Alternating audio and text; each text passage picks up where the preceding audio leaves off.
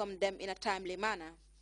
In recognition of their fruitful partnership with local collaborators, which earned them this prestigious award, MRC Unit The Gambia has in turn presented certificates of appreciation to its esteemed partners for their relentless support. For Grts News, I am Fatou Jassi. The report there by Fatou Jassi takes us to our first break. We'll be back with news from beyond our borders. Later on.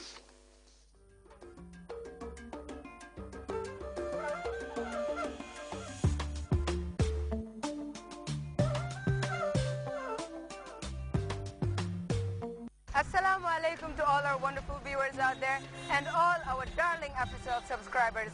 Your number one GSM operator, AfriCell, is wishing everyone a The leader of the Zetas drug cartel, one of the most feared men in Mexico, has been arrested and questions are being asked about what happens next. Senator Brian Todd takes a look at how this man gained a reputation for brutality. As the world wonders about the fate of the biggest drug cartel, we warn that some of the images in this report are disturbing. Of bad characters, analysts say Miguel Angel Trevino Morales held a special place. He was the most sadistic cartel leader in the Americas. Trevino, leader of the notorious Zetas drug cartel, is now in the custody of Mexican authorities, arrested Monday just across the border from the U.S. William and Mary professor George Grayson, an expert on the Zetas, says with the capture of Trevino, an absolute demon has been removed. One of his alleged favorite tactics, el guiso, or the stew. He delighted in putting his victims in barrels, pouring gasoline over them, and then setting them on fire until they were nothing more than a crisp set of ashes. Trevino's other signatures? Beheadings, and leaving the bodies of rivals or those who'd otherwise crossed the cartel hanging from bridges. Analysts say he and the Zetas, in different incidents a few years ago, killed dozens of migrants trying to get to the U.S., including these victims left in a warehouse just south of the border. He tried to recruit them as perhaps couriers or lookouts for Los Zetas, and when that didn't work, he bashed their heads in with sledgehammers. Grayson cites another recruiting tactic of Trevino's, detailed in a 2011 Houston Chronicle interview with a member of the Zetas. He told the Chronicle that on at least one occasion, the Zetas hijacked a bus, forced the young men out, and gave them weapons. And he would have them fight each other until the last man was standing. And then he would say, well, you are now worthy to become a Zeta. Analysts say Trevino relished in this kind of sadism, but also did it to instill fear in rivals and the police. It was effective.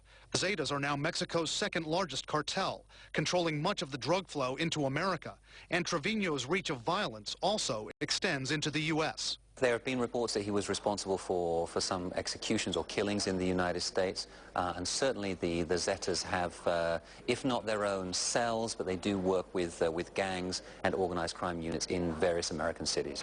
With Trevino's capture, who will now take over control of the Zetas? Analysts say his younger brother Omar is a potential candidate, but they also say Omar is a much weaker person, meaning the struggle for control of this cartel will likely be very messy and violent. Brian Todd, CNN, Washington. Let's now turn attention to the U.S., where Attorney General Eric Holder has commented on the contentious acquittal of George Zimmerman. Zimmerman shot and killed a teenager in Florida. The case has garnered attention to the so-called stand your ground laws. Now, more than 30 states have some form of this stand your ground law in America. The law states that people fearing for their lives have the right to respond with deadly force, and you don't have to retreat from conflict in a public place. Even if you have the opportunity to do so, supporters say it's legitimate self-defense, but critics describe it as the suit first law. More in this report. As demonstrations against George Zimmerman's not guilty verdict continued across the country, Attorney General Eric Holder for the first time took aim at stand your ground laws. It's time to question laws that senselessly expand the concept of self-defense and sow dangerous conflict in our neighborhoods. Speaking to the NAACP in Orlando, this first African-American Attorney General also got personal, revealing his own experience with racial profiling as a young black man. I was stopped by a police officer while simply running to catch a movie at night in Georgetown in Washington, D.C. I was, at the time of that last incident, a federal prosecutor.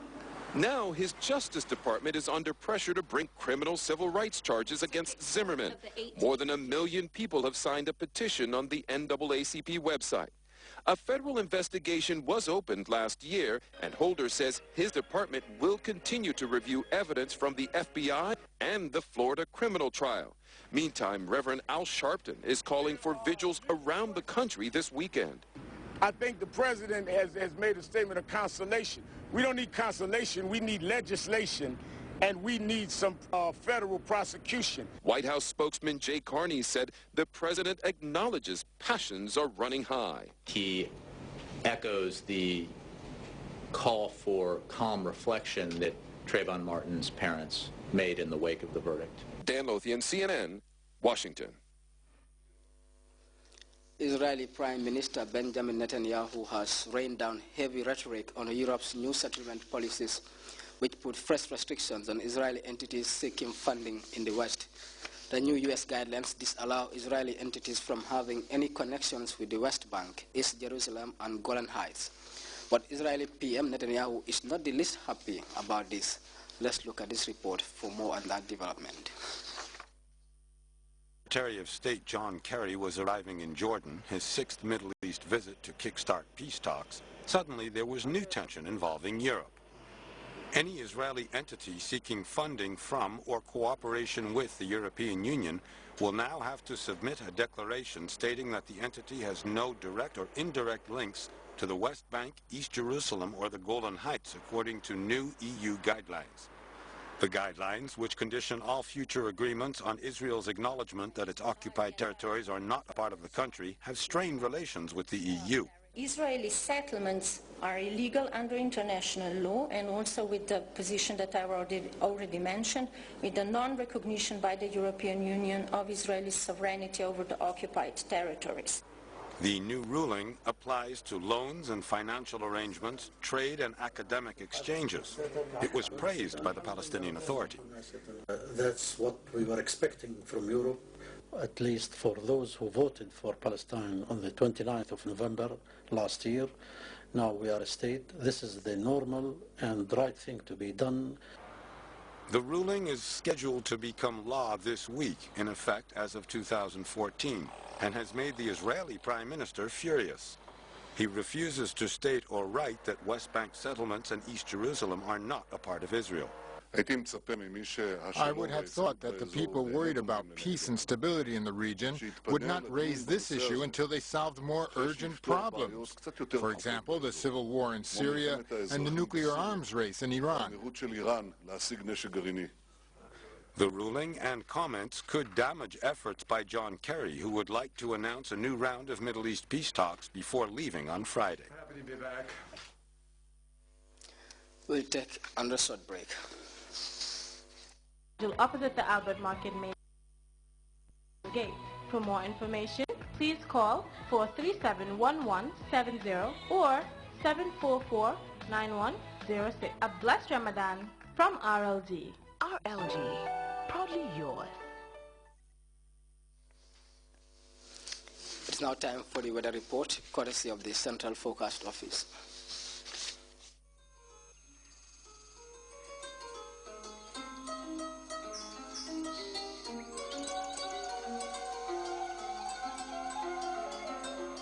The source assures us of a continuous flow, and from there, everything follows.